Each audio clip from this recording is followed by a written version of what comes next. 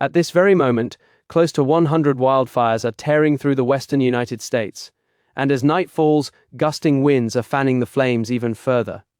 The country has hit National Preparedness Level 5, the highest level there is, with more than 30,000 firefighters spread thin across 14 states. Oregon has just recorded its worst wildfire season on record. Washington state is calling it the most severe natural disaster in its history. Let's dive in.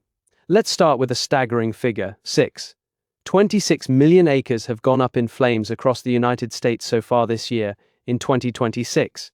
That's 157% of the 10-year average. This season is burning through terrain roughly 1.5 times faster than normal.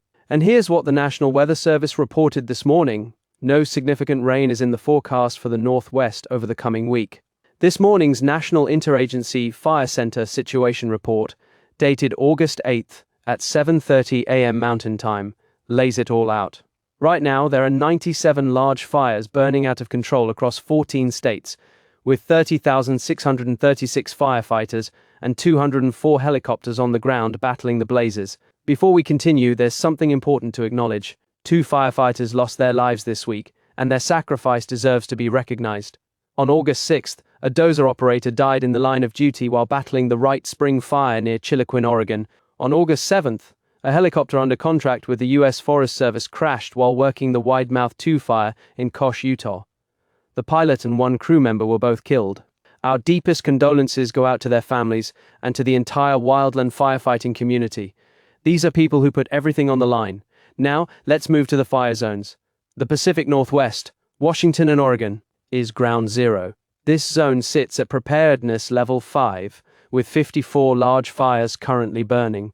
48 million acres have burned in the Northwest region alone, with 19,000 firefighters, 435 crews, and 121 helicopters committed to the fight. Let's start in Spokane, Washington, the state's second largest city, where 3 blazes known collectively as the Spokane area fires have caused historic destruction in an urban setting.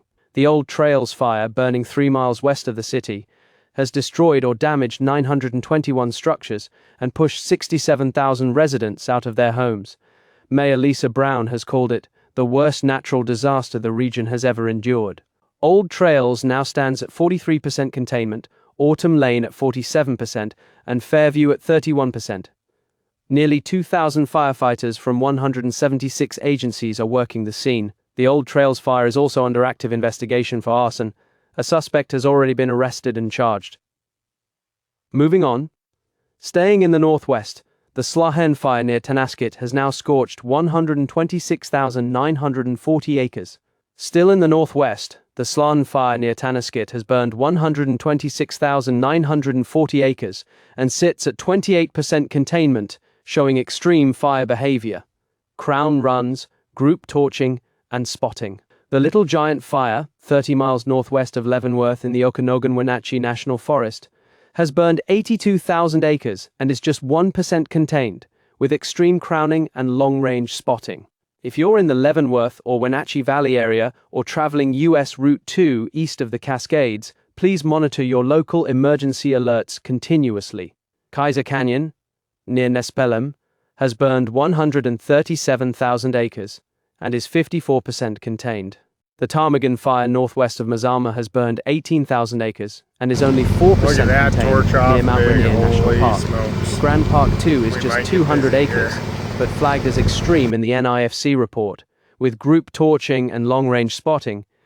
Evacuations are in effect. The Three Queens Fire, 6 miles east of Snoqualmie Pass, that's the I-90 corridor connecting Seattle to eastern Washington, has burned 881 acres and is at 0% containment, with teams mobilizing.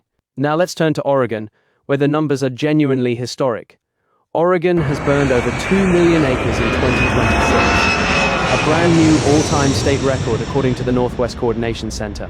Oregon's Deputy Director of Fire Operations said this week that it's probably the worst eastern Oregon has experienced in modern times, and that record could still grow with months of fire season remaining. The largest active fire in the entire western U.S. right now is the Big Grass Fire, 25 miles southwest of Jordan Valley on the Oregon-Idaho border at 442,000 acres. Here's the number that should stop you.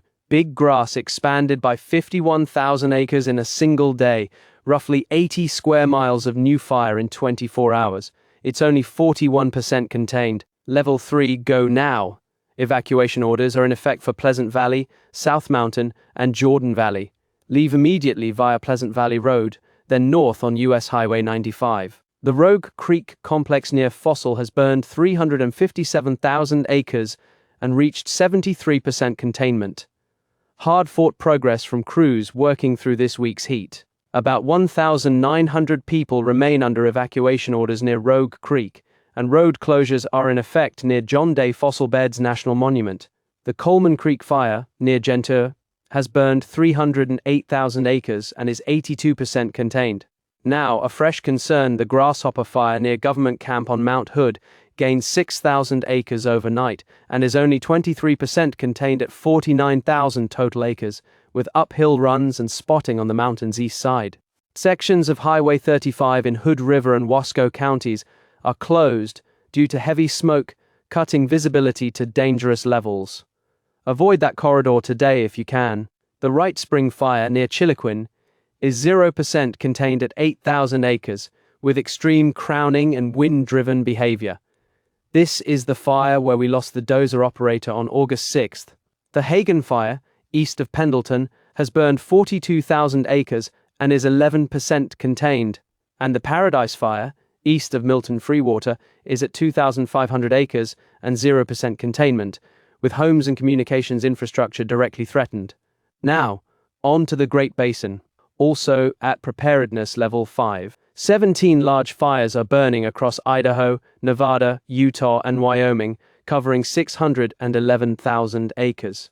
The Tartar Fire, 21 miles northwest of Weiser, Idaho, has burned 158,000 acres and is 82% contained. Solid progress there. Now, here's the one to watch in the Great Basin, Widemouth 2, near Kenosha, Utah. It's burned 106,000 acres, growing nearly 7,000 acres in the last reporting period, and is only 24% contained. This is the fire where the helicopter crew was killed on August 7th. 700 personnel are fighting it under extreme crowning, group torching, and long-range spotting. In Utah, the Black Canyon fire in the Manti La Salle National Forest, southwest of Price, has burned 2,700 acres and is at 0% containment, growing fast, with homes and energy infrastructure under threat. In Nevada, the Ward Fire, south of Ely, has burned nearly 9,000 acres and is 35% contained, threatening critical infrastructure. The Mouse Meadow Fire near Rachel has burned 49,000 acres and is 10% contained. In Colorado, the Aspen Acres Fire in Custer County has burned 101,000 acres and is 72% contained. It's destroyed 915 structures, with close to $99 million in damage reported so far. And a new fire this morning, the 310 fire in Garfield County, Colorado, 1 mile east of Battlement Mesa along Interstate 70. It's 600 acres, 0% contained, with extreme wind-driven behavior and evacuations underway. If you're in the Battlement Mesa area or driving I-70 through western Colorado today, please monitor your local emergency alerts closely. In northern Montana, the Sand Creek fire in the Beaverhead Deer Lodge National Forest jumped 5,000 acres overnight and now sits at 6,600 acres.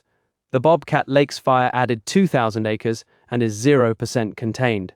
The Skillet fire in Flathead National Forest, at 3,100 acres, is showing active group torching and spotting.